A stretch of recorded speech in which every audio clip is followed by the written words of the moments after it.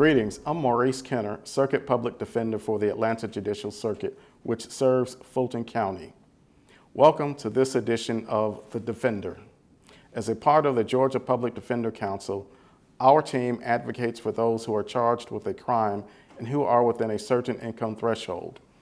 Our public defenders fight for the best possible outcome because we believe that everyone deserves fairness and mercy.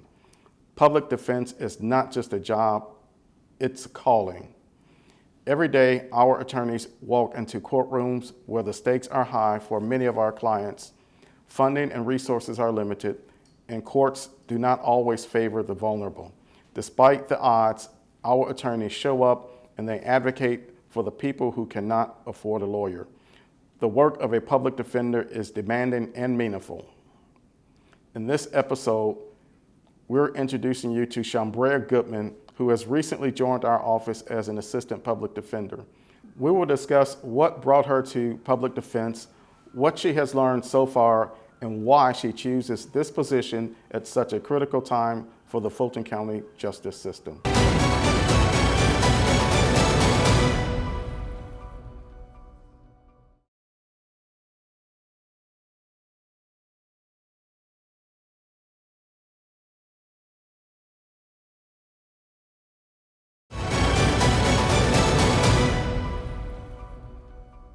Thank you for being here, Ms. Goodman. Thank you for having me. Can you tell us a bit about your path to becoming a public defender? What inspired you to choose this area of legal work? Yes, so after law school, I actually worked as a staff attorney for a judge. And so I got a little insight on what it's like to be in a courtroom. I worked for a magistrate court judge, so I was handling first appearances, I saw preliminary hearings, and I did a lot of protective orders as well. That kind of made me want to become a trial attorney, and so that's when I first wanted to do something within the government. Everybody always tell the criminal justice system is how you get trial experience fast. And so I just knew it was either going to be a prosecutor or a public defender. I did apply for the solicitor's office one time, and in the interview, they told me I sounded like a public defender. And so from there, they actually hired me, but I didn't accept it because after they told me that, I wanted to see if I sounded like a public defender, then I felt like I was a public defender. And so that kind of led me here to this office. I wanted the experience, and I also wanted to help people. Joining a public defender's office can be an intense experience. What were your first impressions when you stepped into this role? So my first impressions when I stepped into the role was just figuring out, I guess, the rhythm of everything. It's very overwhelming. We have a lot of clients right now. I probably have almost 500 clients total. They're not all in custody. I probably have about 100 clients that's in custody. So it does get very overwhelming because that's a lot of people that you're accountable for. And I didn't expect that. I mean, I know that a lot of people talk about the criminal justice, that it is the jails are overpopulated. But until you actually experience that and you're going to the jails and going to the courtrooms is at capacity at this moment in time. And I think that was very interesting to me to see. And in addition to that, I would say also the demographic of my clients.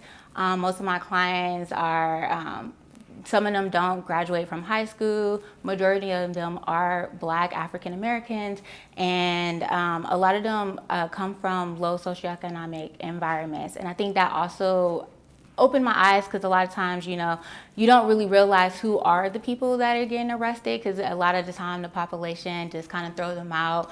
And they are a vulnerable population, like how you said earlier today. And so for me, I would say just realizing the demographics and seeing that, it seems like we could kind of control the criminal justice system at the very beginning with having more resources for these populations, having more schooling for these populations. And so just realizing and seeing that, I just feel like I could help and make a difference and make a better impact since I've been in this position. You've been handling cases now for a short while. What has surprised you most about the work and the clients you represent? So what surprised me most about the work is really the courtroom, I would say. Just how the courtroom is ran, how the judges speak speak to attorneys is all different. In law school, it kind of reminds me of law school where the professor, they are in control. They kind of do like the Socratic method where they just call on you. It's like that in the courtroom sometimes where the judge is just calling on you and they expect you to have all the answers, but sometimes we don't have the answers. And I think for me, that was most shocking. As much as you can prepare, you just never know what's going to happen in the courtroom. It's always different. It's always something going to happen. Sometimes I have clients that just start making outlandish statements during the courtroom. And it's just a lot of that you have to learn about trying to control your clients, along with also trying to work the courtroom, work the jury, work the prosecutors, along with the judge as well. Okay, you're in the pink division.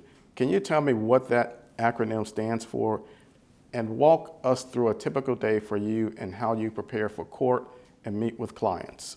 Yes, so PINC is P-I-N-C. It stands for pre-indictment and non-complex. So here in the public defender's office, we're kind of divided by different divisions. I work in a pre-indictment division, so I only handle cases at the beginning stages of the criminal justice system. So what that means is I handle first appearances, I handle preliminary hearings, and then I handle any pre-indictment motions that have been filed. So that could be bond motions. So I do a lot of bond hearings as well, or any bond surrenders as well. I handle that. And then and then I also handle any like special hearings that may pop up. A day is different for me. So I'll talk about how my months are, because my months are typically the same, but the days vary. So my month is, I'm on a rotation. So for, I would say mid-month, I'll have first appearance week. And so that week of first appearances, I'll handle all the clients. That's when I pick up most of my clients. We typically do 2 days out of the week. So I'll probably pick up about maybe 30 clients within that week. It could be more depending on what days. Sometimes Mondays, we don't have court on Sundays, so Mondays is a lot of people. You could have like 60 to 70 people on Mondays, because you basically are, anybody that got arrested Saturday and Sunday will have first appearances on Monday. So the week of first appearances, typically how my day starts off is I'll go to the office extremely early. I'll probably get to the office around 7:30 in the morning, because I like to prepare, read all the warrants. If it's a long calendar, it's a lot of warrants to read. If we're talking about Mondays, I got maybe about 70 warrants to read. So I'll go to the office, read all the warrants, print all the warrants out for court, because I like to be prepared in court and I like to be able to read the warrants as I'm preparing for my arguments. And then once I print everything out, that'll probably take me like an hour and a half. I'll drive to the jail. Most of the first appearances hearings are at the jail. There's a little courtroom. There's about 3 courtrooms in the jail. And so when I get to the jail, typically around 8:30, maybe 9, we'll interview all the clients. And like I said, if it's a large day like Monday, it'll be about 70 people that we have to interview. And typically what the interview consists of is us gathering information about them for bond argument. There's this thing called AOLA factors that the judges look for to grant bond. And so I do the interviews. It's about 4 of us that do an interview. Once the interview is done, it places probably about 11 a.m. And then I'll go through the calendar, make sure that we got everyone and that I don't need anyone to stay just in case we might have missed somebody. Around 11:30 is when court begins. Once we begin court, I'm just going through the calendar. There's no breaks. We go straight through the calendar. So if it's a 68-person calendar, we're going through 68 people and no breaks. And so I rarely eat lunch in the courtroom. Other than that, so that's how first appearances look for me. After I'm done with first appearance week, I pretty much have preliminary hearings within the next couple of weeks after that. My preliminary hearings are pretty much scattered because a lot of time our cases get reset. And so if a case get reset, we might have prelims within the same week of first appearances. And so we'll just have to kind of work that through. So before I go to preliminary hearings, though, I like to visit all my clients and make sure I got all the facts. Again, there's always 2 sides to a story, and then there's the truth. And so for my client side, I always like to get their side before I go to court. I think that's a real big important thing for preparation, to hear what happened during that day for them. And then that's pretty much it as my months go. I do a lot of jail visits, as you see, like in between. I'm doing jail visits, I'm visiting clients. So my days, like I said, they vary. I could be either at court or I could be at the jail. And if I am in the office, it's a lot of filing that I do.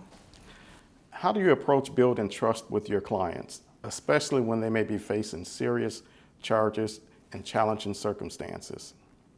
I think when I first started, this was a big thing for me, was building trust.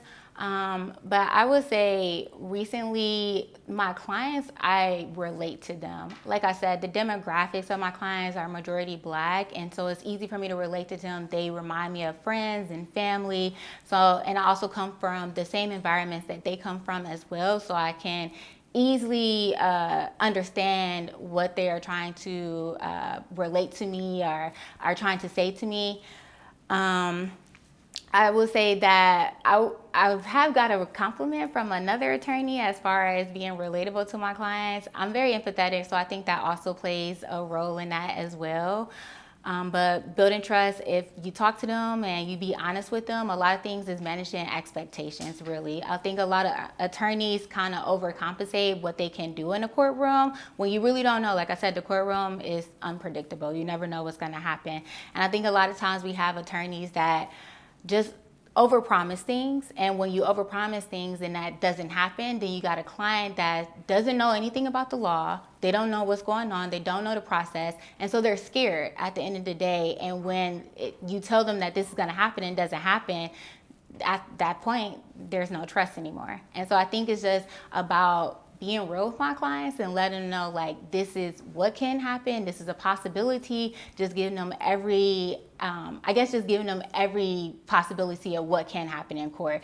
And a lot of my clients, they love me. They never want to get rid of me. Even the ones that hire private, they still call me. We'll continue our conversation after this short break. Stay with us.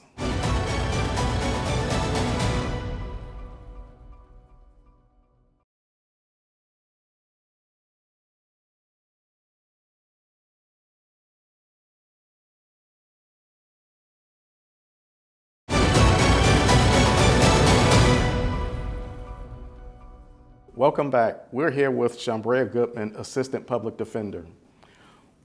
What role does mentorship or teamwork play in helping new attorneys adjust and grow in this environment? I think it's so important to have a mentor along with team members just to help you. Once you start, when you learn law, you just learn about the law. You don't really know how it is in the real world.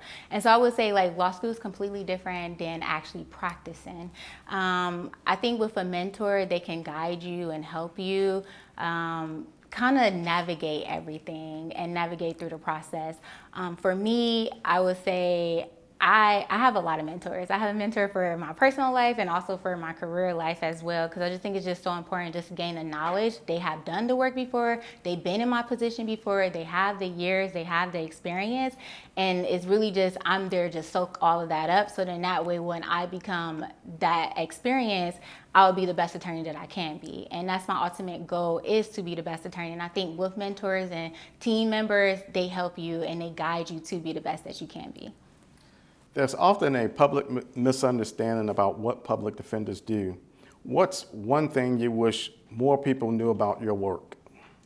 I wish people did not think that I just get people off of crimes that they committed. I would like people to understand that as a public defender, my job is to make sure my clients' rights are protected at all times during the process. A lot of times, their rights are violated.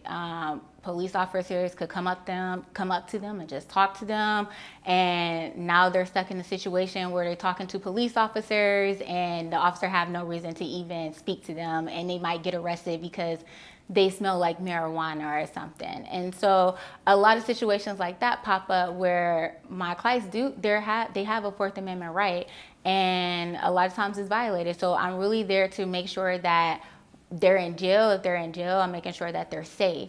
One thing that talking to mothers, it really helped me look at this as a kid that's in jail, their child that's in jail, they want to make sure that their child come back home. No matter what that person did, if they even did anything, they do want to make sure that they will come back home alive. And I think part of my job is to make it safe for them as well, along with also, again, protecting their rights. Public defense requires not just legal knowledge, but empathy. How do you balance the emotional demands of the position with the job pace?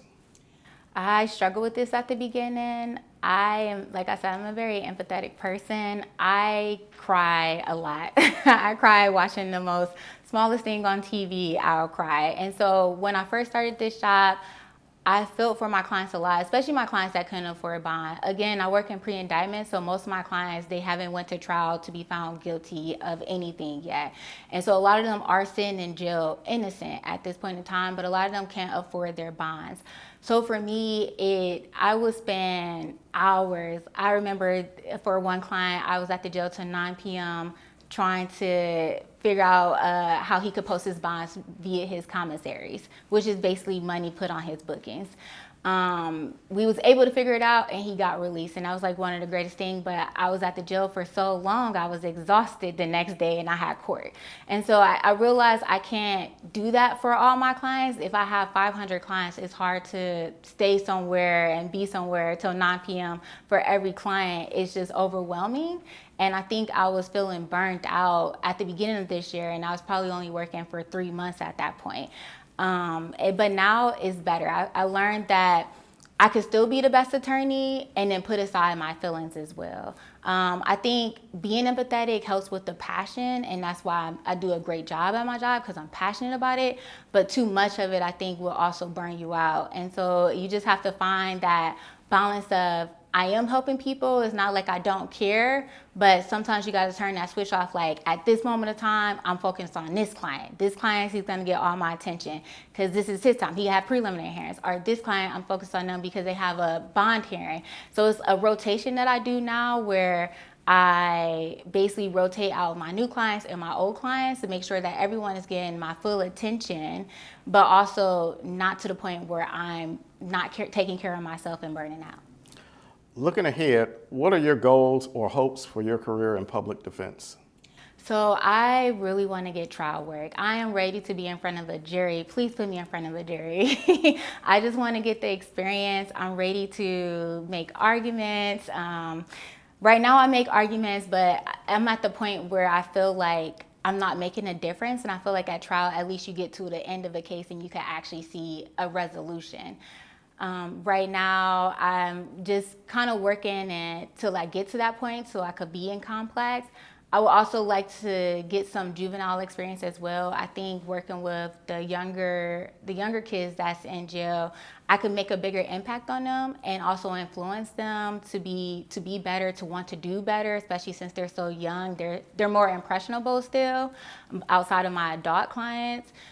So it's really, that's where I see myself, is becoming a trial attorney. Being one of the best trial attorneys is really some of the greats that came from the public defender's office I look up to, and so I'm hoping that I could follow their footsteps. Thank you, Ms. Goodman, for joining us today and choosing this work. It's not easy, but it is essential, and you're already making a difference. Thank you.